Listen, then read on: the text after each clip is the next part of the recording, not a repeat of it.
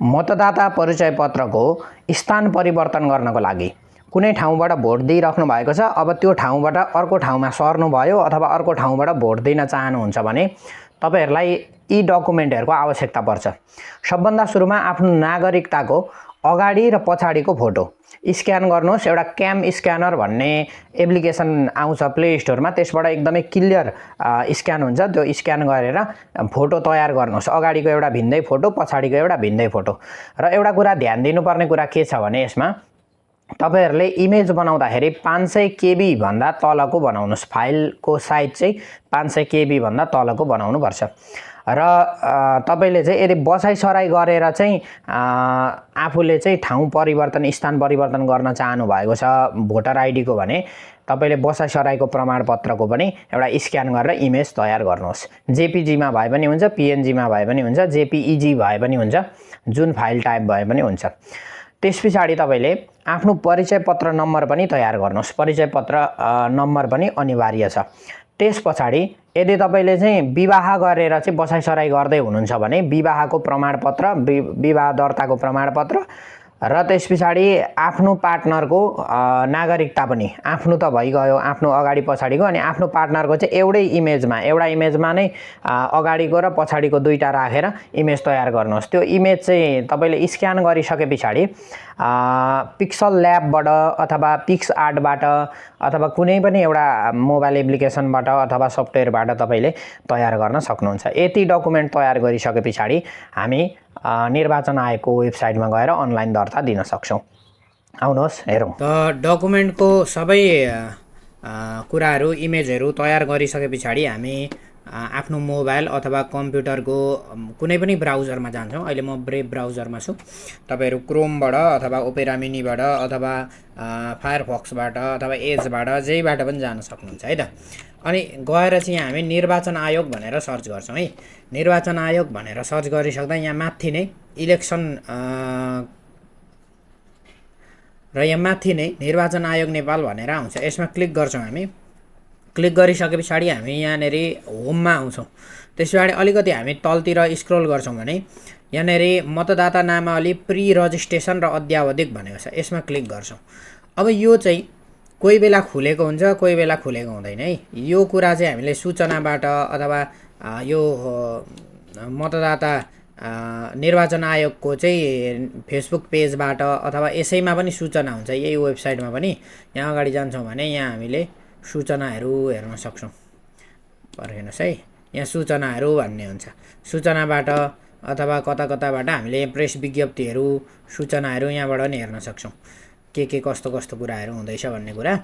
अनि हामी यसमा गएपछि चाहिँ हामी यो मतदाता नामावलीमा गएपछि यो पेजमा आउँछौं। आइपछि नयाँ दर्ता गर्ने भने यहाँबाट र नामावली अद्यावधिक हामी यो त्रुटि सच्याउने अथवा मतदाता नामावलीको नाम सार्नको लागि भन्नेमा हामी नाम सार्ने कुरा गर्दैछौँ आज। यसमा हामी क्लिक गर्छौं। यसमा क्लिक गरिसकेपछि तपाईले यहाँ आफ्नो मोबाइल नम्बर दिनुपर्ने हुन्छ। आफ्नो मोबाइल नम्बर दिइसकेपछि यो एरोमा क्लिक गर्नुहोस्। क्लिक गरिसकेपछि तपाईको मोबाइलमा एउटा ओटीपी आउँछ। कोही बेला चाहिँ ओटीपी आउँदैन। ओटीपी आएन भने तपाईले फेरि पर्खेर केही बेरमा अथवा 1-2 घण्टा पछाडी फेरि अर्कोचोटि फेरि यहाँ नम्बर हाल्नु भने फेरि आउन सक्छ है त। त कोही बेला आउँदैन, तर प्राय चाहिँ आउँछ। हालिसकेपछि यो एउटा ठाउँ खुल्छ। अब यहाँनेरि तपाईहरुले हेर्न सक्नुहुन्छ नयाँ अनुरोध भन्ने छ। यहाँ मैले अगाडि नै एउटा अप्लाई गरेको थिएँ, त्यो अप्रुभ भइसकेको छ। यहाँ हामीले हेर्न सक्छौं। त्यस्तै अर्को दुईटा यहाँ पेन्डिङमा छ मैले गरेको। यो अप्रुभ भइसक्यो भनेर एउटा तपाईले देख्न सक्नुहुन्छ। यसरी मैले गरिसकेको थिएँ। र फेरि पनि अब हामी यहाँनेरि नयाँ अनुरोधमा जान्छौं। नयाँ अनुरोधमा गइसकेपछि यहाँ हामीले हेर्न सक्छौं नोट आफ्नो मतदाता नम्बर र नागरिकता नम्बर वा जन्ममिति मध्ये कुनै एक विवरण राखी खोज्नुहोस् भनेको छ। मतदाता नम्बर चाहिँ अनिवार्य नै भयो हैन। अनिवार्य भएको कारणले यो राख्नै पर्यो, हाल्नै पर्यो है त। यदि तपाईसँग चाहिँ मतदाता नम्बर नै थाहा छैन, नम्बर नै बिर्सियो अथवा नम्बरै थाहा छैन भने अर्को एउटा काम गर्न सक्नुहुन्छ। त्यसको लागि चाहिँ हामी यहाँ दुईटा ट्याब छ, अघिल्लो ट्याबमै जान्छौं। त्यसैगरी यो मतदाता नामावली भन्नेमा क्लिक गर्छौं। यसमा क्लिक गरिसकेपछि यहाँ हेर्न सक्छौं मोबाइलबाट पनि यो काम गर्न सकिन्छ है। मोबाइलबाट अलिकति अप्ठ्यारो हुन्छ, तैपनि यही काम हो। यसरी नै डेस्कटप साइडमा गएर गर्न सक्नुहुन्छ। त्यस्तै अब हामीले यहाँ प्रदेश छान्नुहोस् भन्ने छ। यहाँ आइसके पछाडि यहाँ मतदाता नावली ठेगाना अनुसार भनेको छ, यसमा क्लिक गर्ने अथवा डाइरेक्ट मतदाताको व्यक्तिगत विवरण हालेर पनि निकाल्न सकिन्छ। प्रदेश छान्नुहोस् भनेको ठाउँमा हामी प्रदेश हाल्छौँ, जिल्लामा हामी जिल्ला छान्छौँ। त्यस पछाडि नगरपालिका लोड हुन्छ, नगरपालिकामा हामीले नगरपालिका छान्छौँ र वडा नम्बर कति हो, पहिलेको कति थियो त्यो हाल्छौँ है त, नयाँ होइन। यहाँ पहिले आफ्नो मतदाता परिचय पत्रको ठेगानाहरू कहाँ थियो भन्ने विवरण चाहिँ यहाँ हाल्नुपर्ने हुन्छ। यहाँ लोड हुँदैछ र वडा नम्बर हामीले छान्यौँ। वडा नम्बर छानिसके पछाडि मतदाता केन्द्र कहाँनिर हो भन्ने कुरा छानिसके पछाडि मतदाता सूची हेर्नुहोस्मा क्लिक गर्ने। अब यहाँ एउटा क्याप्चा हाल्नु भन्छ, तपाईँहरूले क्याप्चा हाल्ने, त्यहाँ माथि जे लेखेको छ त्यही हाल्ने। जस्तै यहाँनिर लेखेको छ 2QSHQLHB, त्यो हाल्ने बित्तिकै यहाँ राइट लाग्छ, भएन भने रङ लाग्छ है त। जस्तो बीको ठाउँमा हामी ई हालिदिउँ भने त्यो राइट लाग्दैन है। हालिसके पछाडि प्रमाणीकरण गर्नुहोस्मा थिच्ने। त्यस पछाडि यस्तो खालके ठाउँ खुल्छ। अब यहाँनिर नामहरू आउँछ। नामहरू आउनुभन्दा अगाडि यहाँनिर सुरुमा हामीले सर्च गर्छौँ। जस्तै यति लेख्ने बित्तिकै आइसकेको छ, नाम आइसकेको छ। तपाईँले पुरा नाम पनि लेख्न सक्नुहुन्छ है। अब यहाँनिर मतदाता नम्बर भनेर मतदाता नम्बर यहीँ दिएको हुन्छ है, यहीँनिर दिएको हुन्छ। अब यो नम्बरलाई हामी अर्को ट्याबमा त्यहाँ हामीले जहाँ काम गर्दैथ्यौँ त्यहाँ आएर हाल्न सक्छौँ।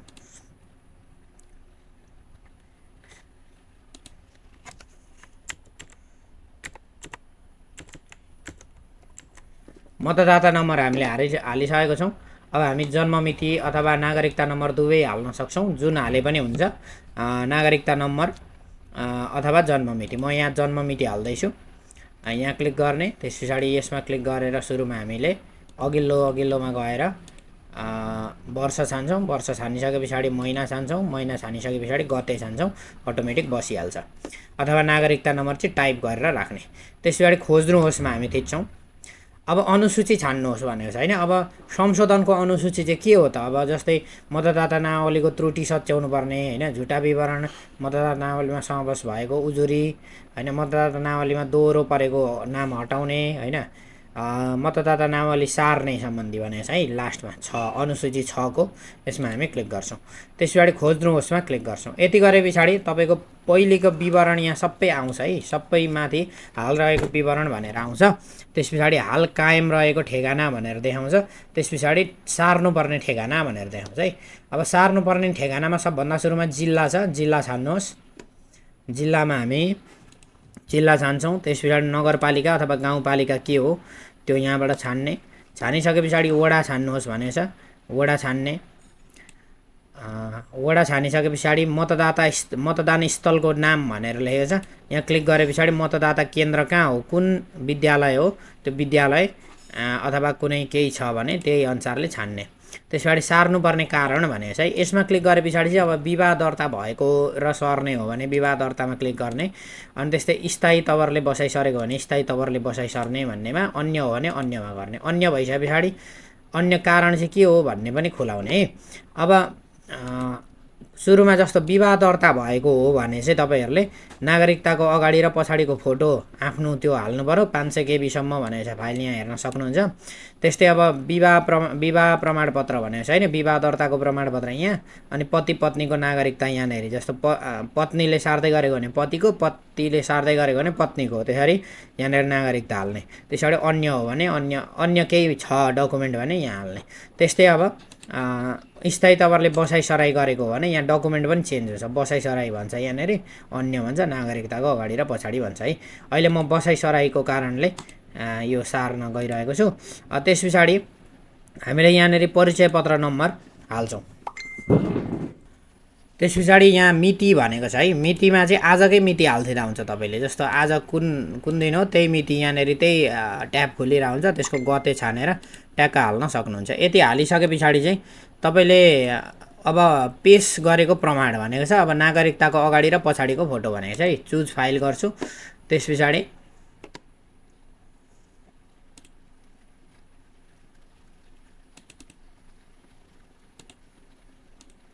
अब नागरिकताको फ्रन्टको अपलोड गरिसके पछाडि यहाँ माथि हेर्न सक्नुहुन्छ फाइलको साइज 500 KB भन्दा बढी हुन हुँदैन भनेर लेखेको छ है। अब यो फाइल चाहिँ अहिले मैले अपलोड गरेको फाइल चाहिँ 500 KB भन्दा माथि रहेछ। अब यसलाई घटाउनको लागि हामी एउटा नयाँ ट्याब खोल्छौँ। त्यस पछाडि image compression without losing quality भनेर सर्च गर्छौँ र हामी यो दोस्रो 11 जोन भन्ने छ यसमा हामी क्लिक गर्छौँ।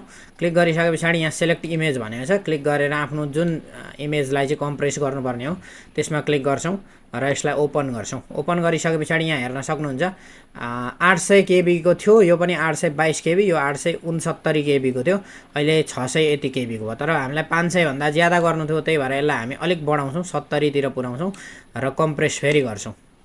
फेरि गर्दा यो 400 को भयो, यो पनि 416, यो 451 को भयो है। अब हामीले यसलाई डाउनलोड गर्छौँ। डाउनलोड गर्छौँ, दुईटैलाई पालो डाउनलोड गर्छौँ।